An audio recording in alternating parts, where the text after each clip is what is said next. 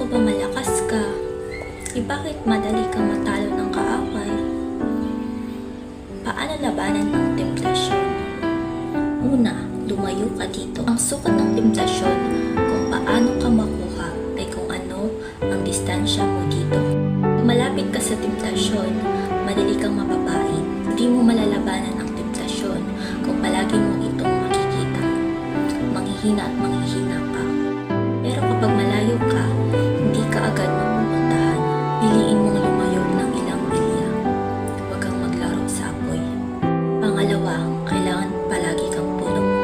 Ang labanan ay nagsisimula sa utak. Natatalo ka kapag walang laman ang isip mo. Kasi pag wala kang iniisip, marami kang naiisip. Be filled with the Spirit so that you will not gratify the desires of your flesh.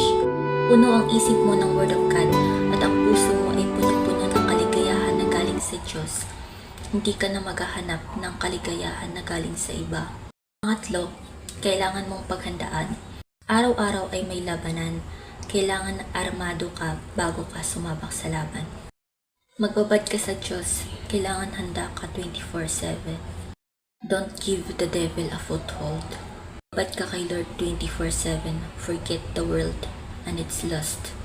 Dahil kung saan ka mas babad, doon ka malakas.